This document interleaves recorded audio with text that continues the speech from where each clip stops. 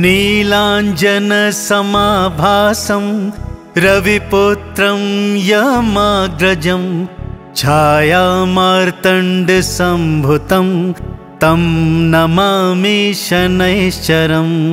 नीलाञ्जनसमाभासं रविपुत्रं यमाग्रजं छायामार्तण्डसम्भुतं तं नमामि शनैश्चरम्।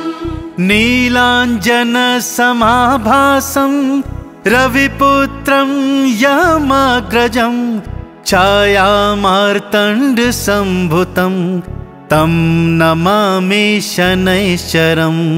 नीलाञ्जनसमाभासं रविपुत्रं यमाग्रजं छायामार्तण्डसम्भुतं तं नमामि शनैश्चरम्।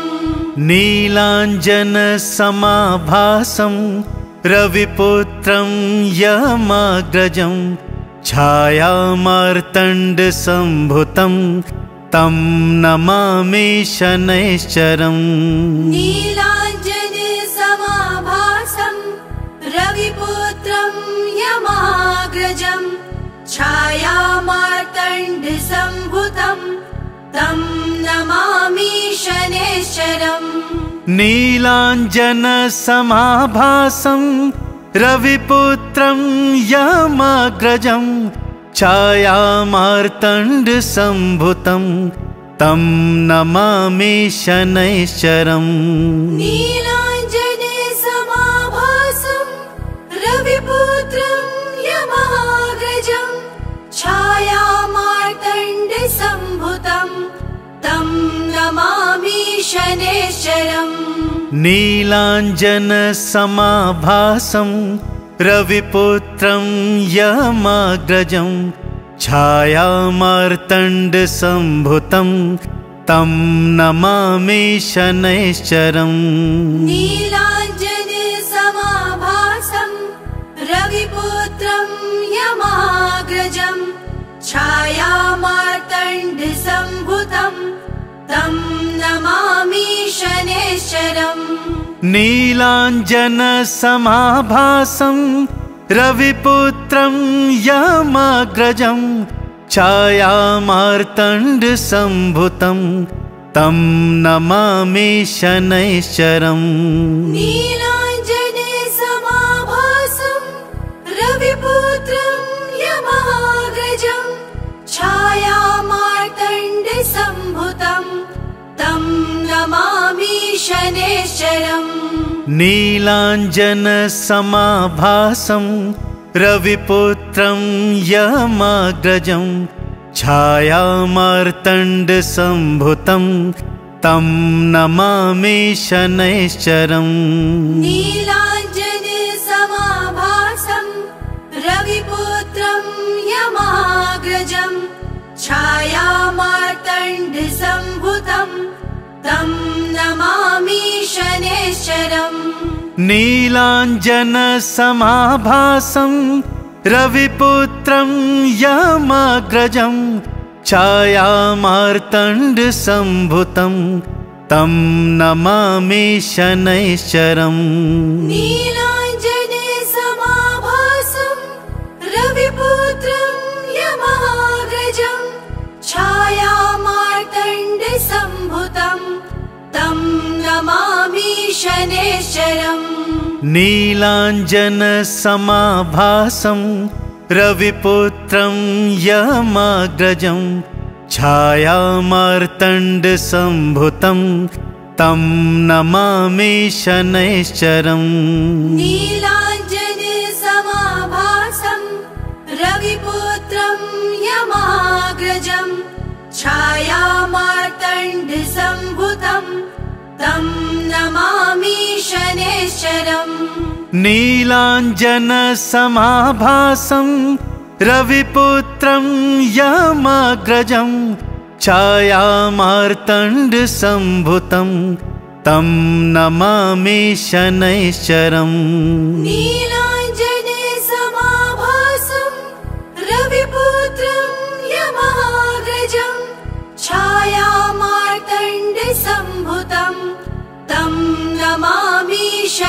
शनैश्चरम् नीलाञ्जनसमाभासं रविपुत्रं यमाग्रजं छायामार्तण्डसम्भुतं तं नमामि शनैश्चरम् नीलाञ्जनसमाभासं रविपुत्रं यमाग्रजं छायामार्तण्डसम्भुतं तं नमामि शनैश्चरम् नीलाञ्जनसमाभासं रविपुत्रं यमाग्रजं छायामार्तण्डसम्भुतं तं नमामि शनैश्चरम् नीलाञ्जनसमाभासं रविपुत्रं यमाग्रजं छायामार्तण्डसम्भुतं तं नमामि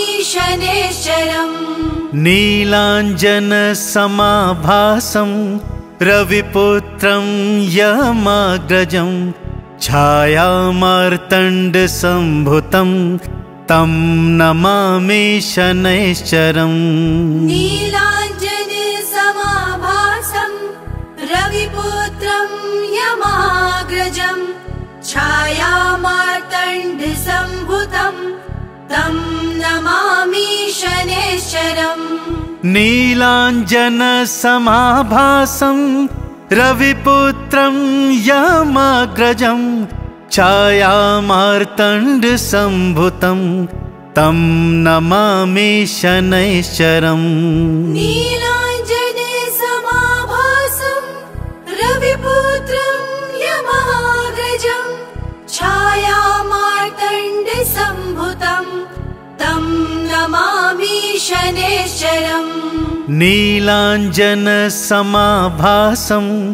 रविपुत्रं यमाग्रजं छायामार्तण्डसम्भुतं तं नमामि शनैश्चरम् नीलाञ्जनसमाभासं रविपुत्रं यमाग्रजं छायामार्तण्डसम्भुतं तं नमामि शनैश्चरम् नीलाञ्जनसमाभासं रविपुत्रं यमाग्रजं छायामार्तण्डसम्भुतं तं नमामि शनैश्चरम् नीलाञ्जनसमाभासं रविपुत्रं यमाग्रजं छायामार्तण्डसम्भुतं तं नमामि शनैश्चरम्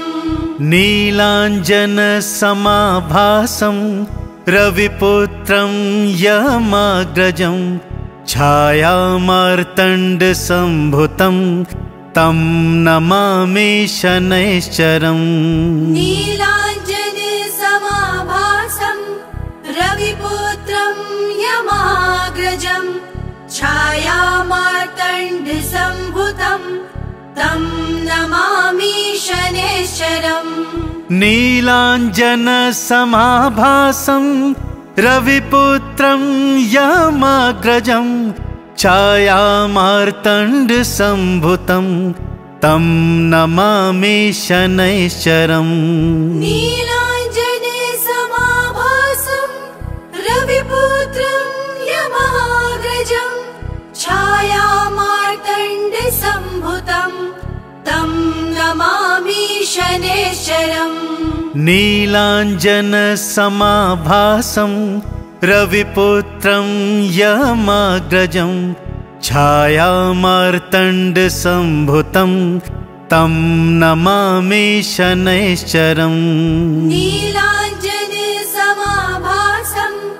रविपुत्रं यमाग्रजं छायामार्तण्डसम्भुतं तं नमामि शनैश्चरम् नीलाञ्जनसमाभासं रविपुत्रं यमाग्रजं छायामार्तण्डसम्भुतं तं नमामि शनैश्चरम् नीलाञ्जनसमाभासं रविपुत्रं यमाग्रजं छायामार्तण्डसम्भुतं तं नमामि शनैश्चरम्। नीलाञ्जनसमाभासं रविपुत्रं यमाग्रजं छायामार्तण्डसम्भुतं तं नमामि शनैश्चरम्।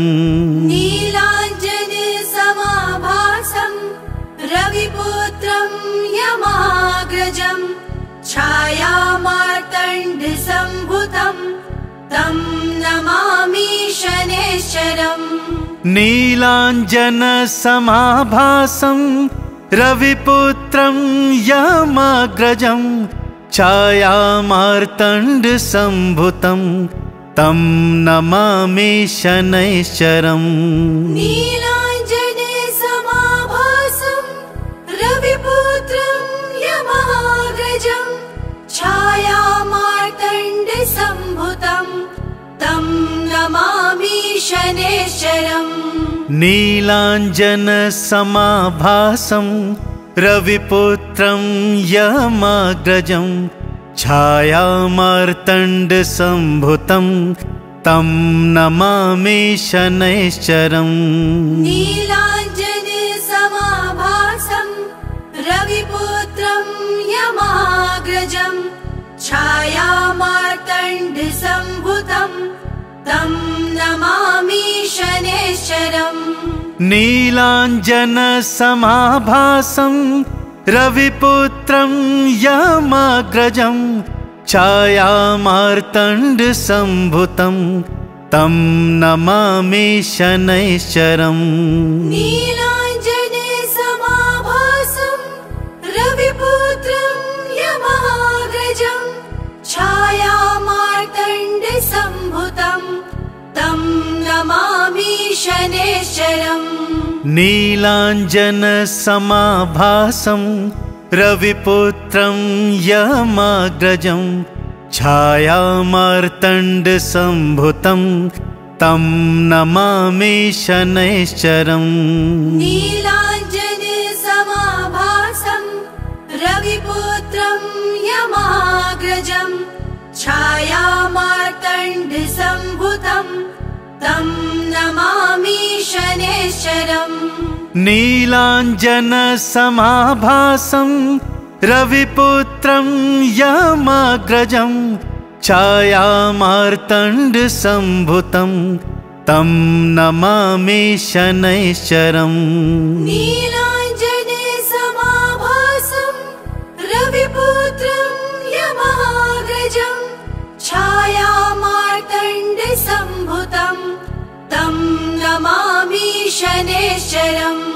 नीलाञ्जनसमाभासं रविपुत्रं यमाग्रजं छायामार्तण्डसम्भुतं तं नमामि शनैश्चरम्। नीलाञ्जनसमाभासं रविपुत्रं यमाग्रजं छायामार्तण्डसम्भुतं तं नमामि शनैश्चरम्। नीलाञ्जनसमाभासं रविपुत्रं यमाग्रजं छायामार्तण्डसम्भुतं तं नमामि शनैश्चरम्। नीलाञ्जनसमाभासं रविपुत्रं यमाग्रजं छायामार्तण्डसम्भुतं तं नमामि शनैश्चरम्।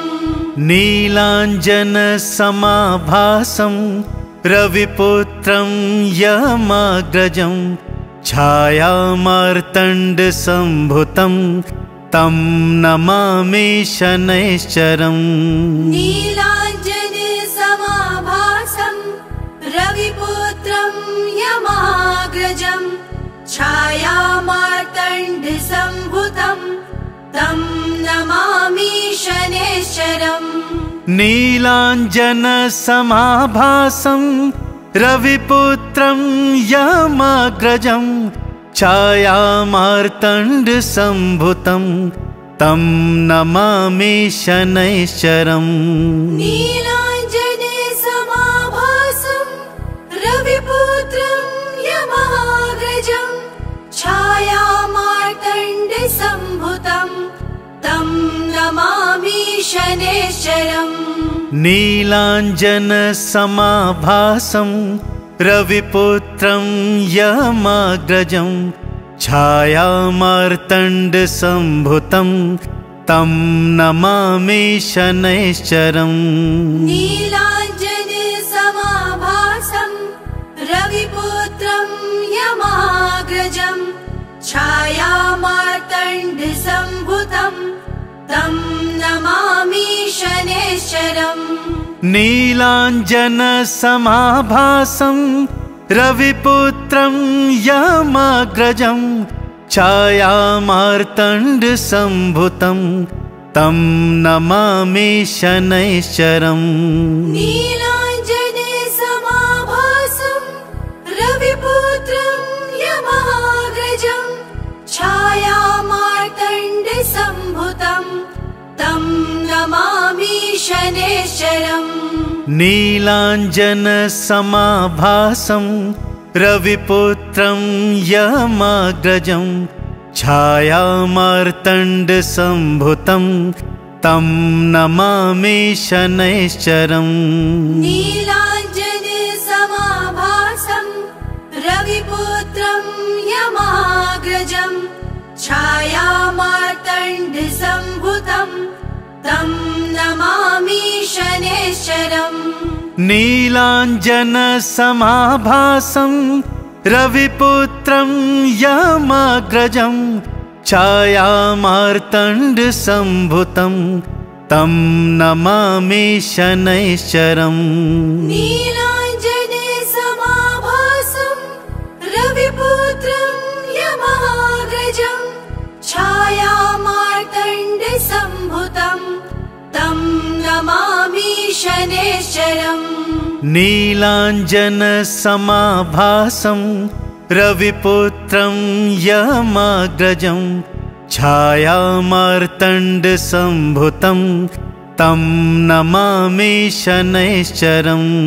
नीलाञ्जनसमाभासं रविपुत्रं यमाग्रजं छायामार्तण्डसम्भुतं तं नमामि शनैश्चरम्।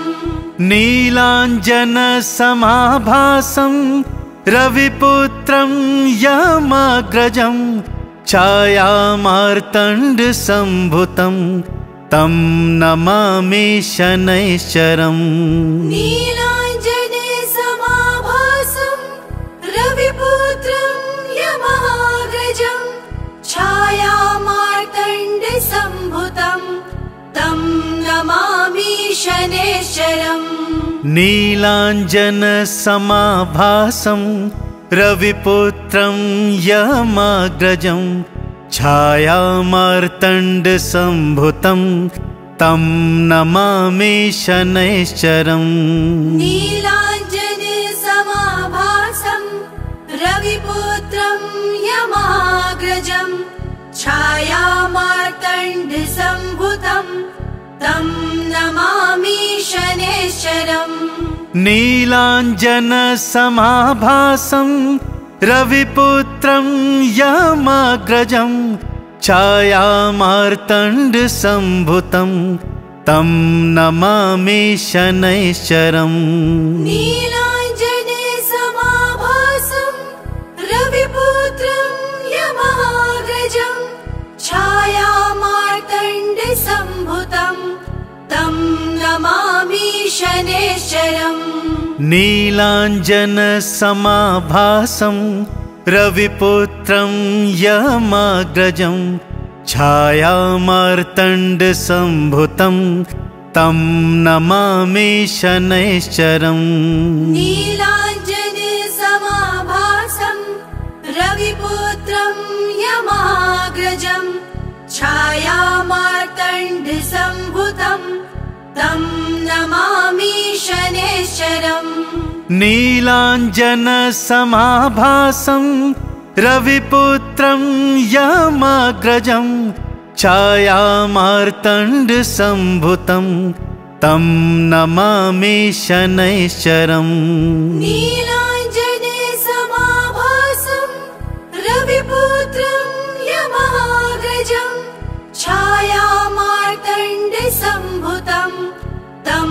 नमामि शनैश्चरम्। नीलाञ्जनसमाभासं रविपुत्रं यमाग्रजं छायामार्तण्डसम्भुतं तं नमामि शनैश्चरम्। नीलाञ्जनसमाभासं रविपुत्रं यमाग्रजं छायामार्तण्डसम्भुतं तं नमामि शनैश्चरम्। नीलाञ्जनसमाभासं रविपुत्रं यमाग्रजं छायामार्तण्डसम्भुतं तं नमामि शनैश्चरम्। नीलाञ्जनसमाभासं रविपुत्रं यमाग्रजं छायामार्तण्डसम्भुतं तं नमामि शनैश्चरम्। नीलाञ्जनसमाभासं रविपुत्रं यमाग्रजं छायामार्तण्डसम्भुतं तं नमामि शनैश्चरम्। नीलाञ्जनसमाभासं रविपुत्रं यमाग्रजं छायामार्तण्डसम्भुतं तं नमामि शनैश्चरम्। नीलाञ्जनसमाभासं रविपुत्रं यमाग्रजं छायामार्तण्डसम्भुतं तं नमामि शनैश्चरम्। नीलाञ्जनसमाभासं रविपुत्रं यमाग्रजं छायामार्तण्डसम्भुतं तं नमामि शनैश्चरम्। नीलाञ्जनसमाभासं रविपुत्रं यमाग्रजं छायामार्तण्डसम्भुतं तं नमामि शनैश्चरम्। नीलाञ्जनसमाभासं रविपुत्रं यमाग्रजं छायामार्तण्डसम्भुतं तं नमामि शनैश्चरम्। नीलाञ्जनसमाभासं रविपुत्रं यमाग्रजं छायामार्तण्डसम्भुतं तं नमामि शनैश्चरम्। नीलाञ्जनसमाभासं रविपुत्रं यमाग्रजं छायामार्तण्डसम्भुतं तं नमामि शनैश्चरम्। नीलाञ्जनसमाभासं रविपुत्रं यमाग्रजं छायामार्तण्डसम्भुतं तं नमामि शनैश्चरम्। नीलाञ्जनसमाभासं रविपुत्रं यमाग्रजं छायामार्तण्डसम्भुतं तं नमामि शनैश्चरम्। नीलाञ्जनसमाभासं रविपुत्रं यमाग्रजं छायामार्तण्डसम्भुतं तं नमामि शनैश्चरम्। नीलाञ्जनसमाभासं रविपुत्रं यमाग्रजं छायामार्तण्डसम्भुतं तं नमामि शनैश्चरम्। नीलाञ्जनसमाभासं रविपुत्रं यमाग्रजं छायामार्तण्डसम्भुतं तं नमामि शनैश्चरम्। नीलाञ्जनसमाभासं रविपुत्रं यमाग्रजं छायामार्तण्डसम्भुतं तं नमामि शनैश्चरम्। नीलाञ्जनसमाभासं रविपुत्रं यमाग्रजं छायामार्तण्डसम्भुतं तं नमामि शनैश्चरम्। नीलाञ्जनसमाभासं रविपुत्रं यमाग्रजं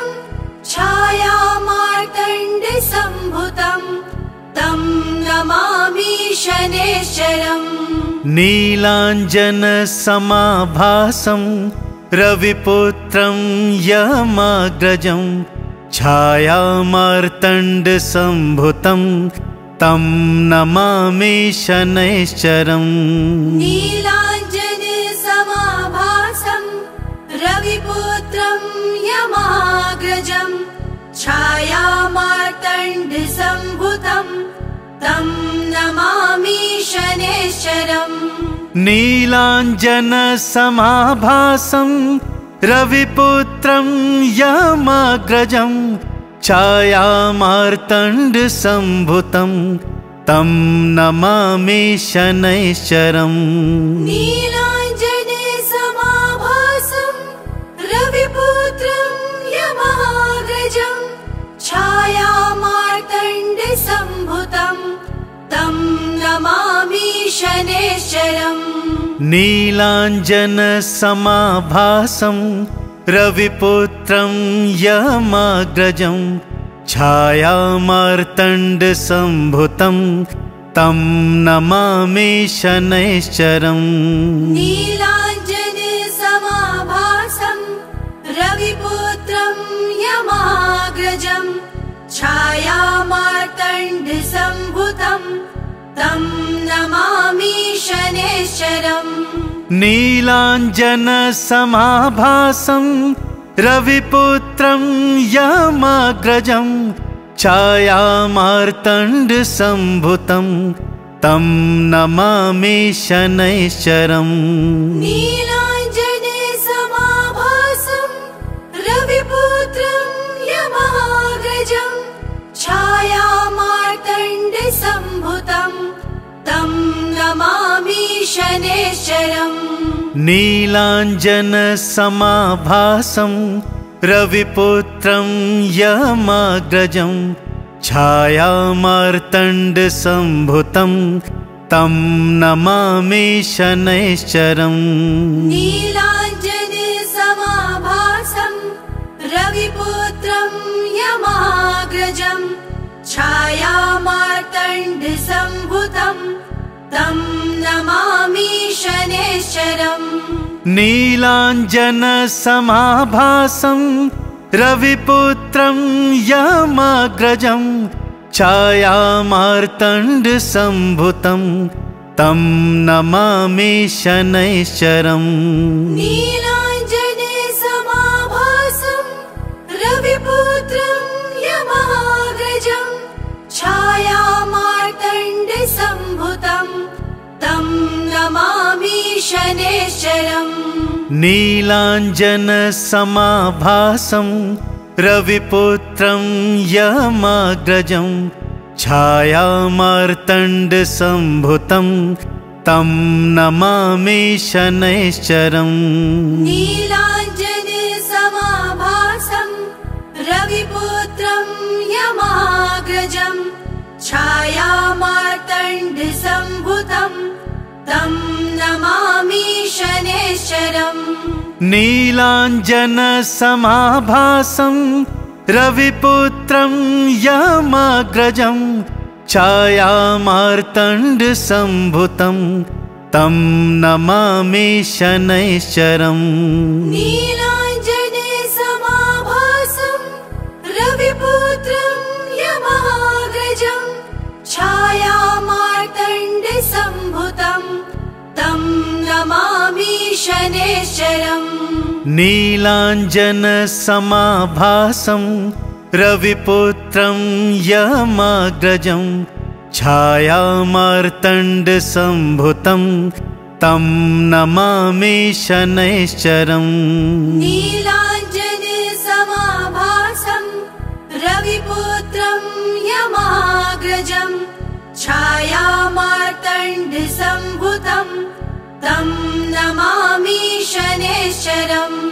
नीलाञ्जनसमाभासं रविपुत्रं यमाग्रजं छायामार्तण्डसम्भुतं तं नमामि शनैश्चरम्। नीलाञ्जनसमाभासं रविपुत्रं यमाग्रजं छायामार्तण्डसम्भुतं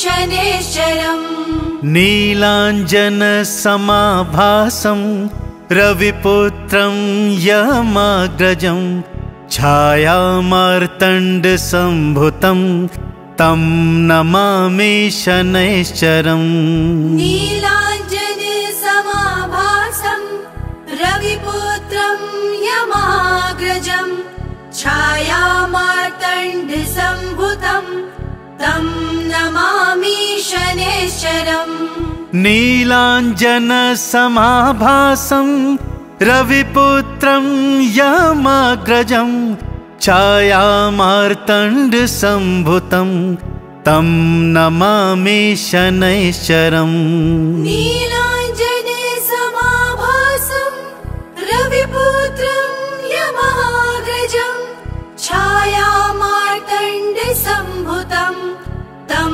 नमामि शनैश्चरम् नीलाञ्जनसमाभासं रविपुत्रं यमाग्रजं छायामार्तण्डसम्भुतं तं नमामि शनैश्चरम् नीलाञ्जनसमाभासं रविपुत्रं यमाग्रजं छायामार्तण्डसम्भुतं तं नमामि शनैश्चरम् नीलाञ्जनसमाभासं रविपुत्रं यमाग्रजं छायामार्तण्डसम्भुतं तं नमामि शनैश्चरम्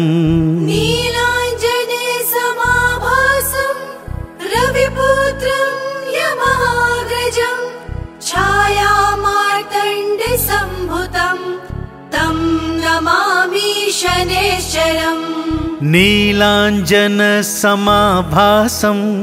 रविपुत्रं यमाग्रजं छायामार्तण्डसम्भुतं तं नमामि शनैश्चरम् नीलाञ्जनसमाभासं रविपुत्रं यमाग्रजं छायामार्तण्डसम्भुतं तं नमामि शनैश्चरम् नीलाञ्जनसमाभासं रविपुत्रं यमाग्रजं छायामार्तण्डसम्भुतं तं नमामि शनैश्चरम् नीलाञ्जनसमाभासं रविपुत्रं यमाग्रजं छायामार्तण्डसम्भुतं तं नमामि शनैश्चरम् नीलाञ्जनसमाभासं रविपुत्रं यमाग्रजं छायामार्तण्डसम्भुतं तं नमामि शनैश्चरम् नीलाञ्जनसमाभासं रविपुत्रं यमाग्रजं छायामार्तण्डसम्भुतं तं नमामि शनैश्चरम्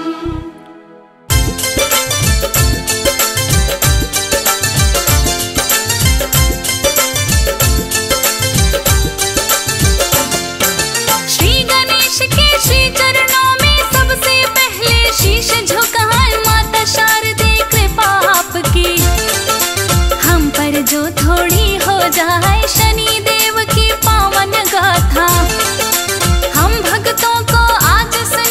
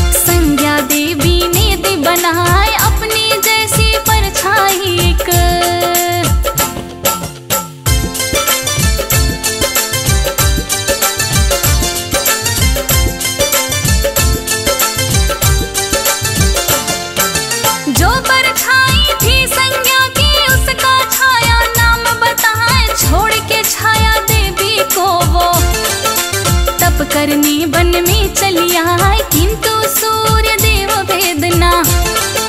छाया देवी का जान है पाए, संज्ञा देवी की तरह छाया। अपना पत्नी धर्म निभाए, सूर्य देव से छाया गर्भ में। शनि देव भी है चले आए, जन्म हुआ तो छाया कारण। श्याम वर्ण उनका हो जाए, अपने पुत्र को सूर्य देव जब पता चला तो देखने आए, देख के काला रंग शनि का। सूर्य देव तो बड़े लजाए, देख के काला रंग शनि का।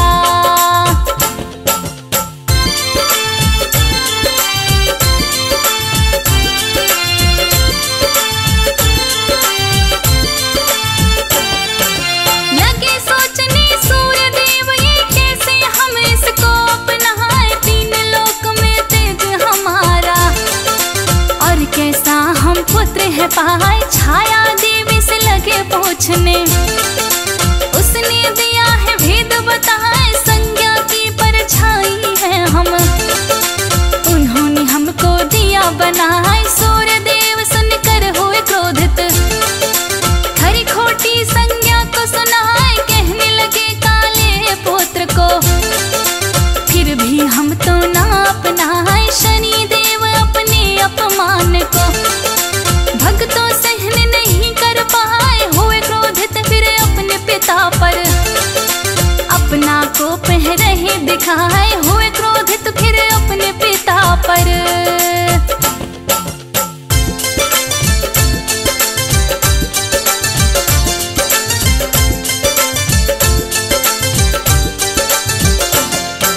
वाक दृष्टि शनि देव की सूर्य देव पर ही पड़ जाए, वाक दृष्टि के कारण ही कुष्ठ रोग उनको लग जाए। तेज पड़ गया उनका फीका, अंधकार जग में छा जाए, नेत्रहीन हो गए सारथी।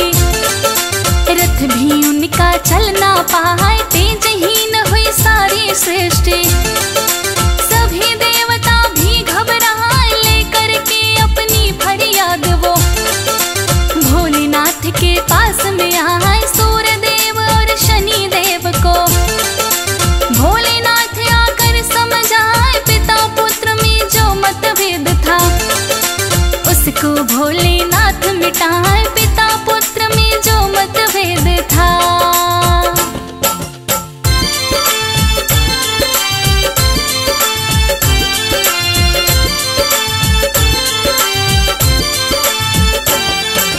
सूर्य देव भी वाक दृष्टि से फिर तो मुक्ति पा जाए, शनि देव अपमान को अपने नहीं सहन जो करने पाए। इसी के कारण न्यायाधीश भी कलयुग के यही कहलाए, सहन नहीं अपमान को करते, दंड उसी दे करके जाए। वाक दृष्टि डाले जिस पर वो तो कभी भी बच नहीं पाए, वाक दृष्टि शनि ने डाली।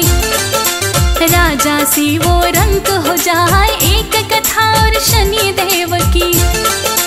आओ भक्तों तुम ही सुनाए, उज्जैनी नगरी के राजा। नाम विक्रमादित्य कहा है, उज्जैनी नगरी के राजा।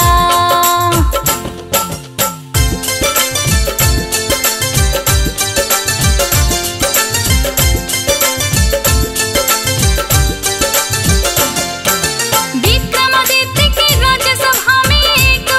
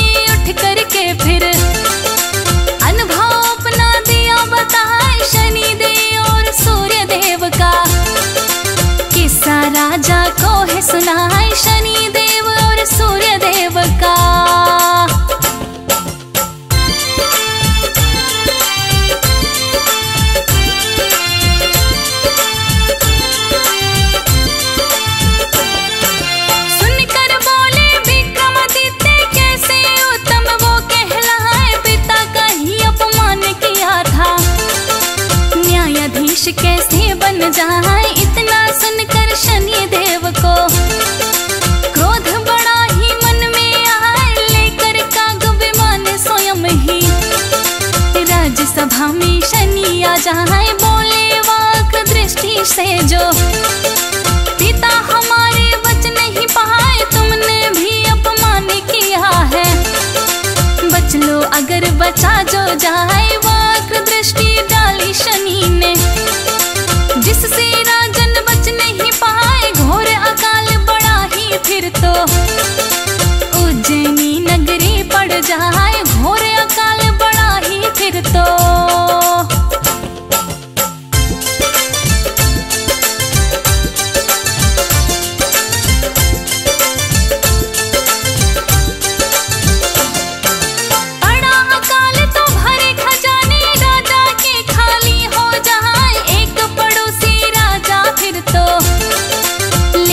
सेना अपनी आए किया आक्रमण उज्जैनी पर। राजपाट भी दिया गवाए, राजा से वो रंक हो गए। और दर दर की ठोकर खाए, राजा विक्रमादित्य भटकते। एक नगरी में चले हैं आए, चंद्रसेन था राजा जहाँ का। राजपाट वो अपना चलाए, चंद्रसेन के हाथों उनको। चोरी की सजा भी दिलवाए, हाथ पैर कटवा दिए उसके।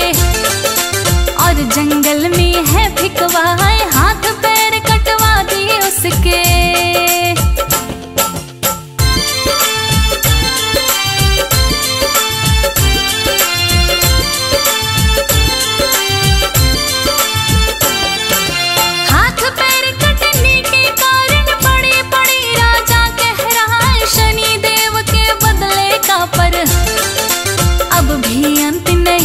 पाए एक तेली जंगल के रास्ते। कोल्हू चलाने के लिए जाए, देखा कोई इंसान पड़ा है। हाथ पैर जिसके कटवाए, राजा विक्रमादित्य को तेली। अपने घर में लेकर आए, वैद्य बुला करके घावों पर। मरहम और पट्टी करवाए, भर गए घाव सभी राजन के। अपना नौकर उसे बनाए, बांध दिया कोल्हू के ऊपर। कोल्हू वो दिन रात चलाए, बांध दिया कोल्हू के ऊपर।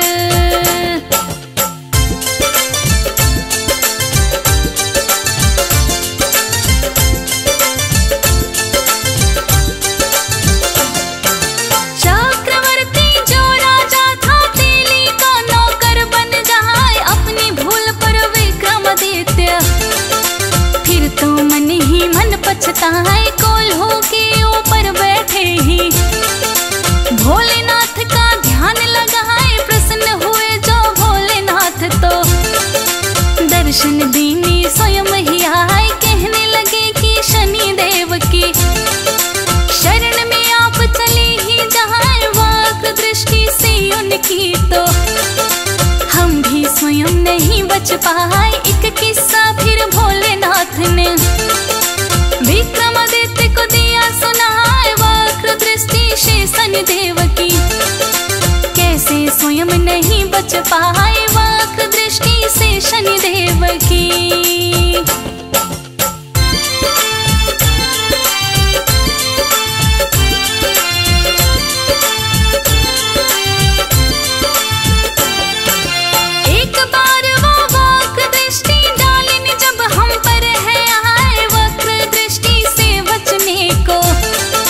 वृषभ रूप लिया हमने बनाए, 3 दिनों तक वृषभ रूप में हम धरती पर चरने आए। शनि देव फिर कहने लगे हैं, आप भी भोले ना बच पाए, वक्र दृष्टि के कारण ही तो।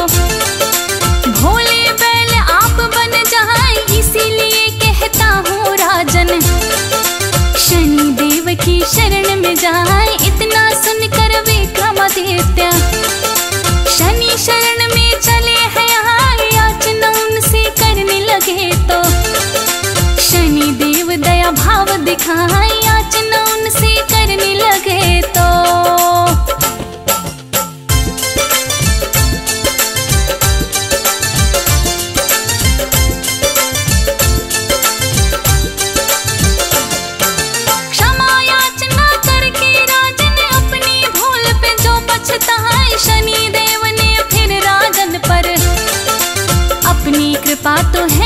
बरसाए, कंचन सी हुई उनकी काया। हाथ पांव भी दिए लौटाए, चंद्रसेन ने माफी मांगे। अपनी भूल पे वो पछताए, जीता हुआ राज भी अपना। विक्रमादित्य है वापस पाए, जैसे ही अपनी नगरी में।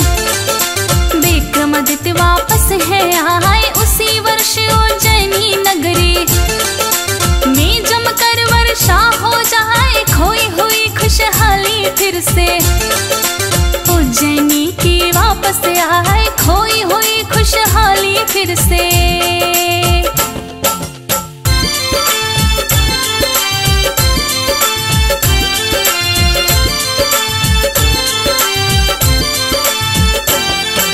जो करते अपमान है इनका, इनसे सहन नहीं हो पाए, किंतु श्रद्धा भाव से जो भी इनके चरणों में शीश झुकाए, शनि देव कृपा करते हैं।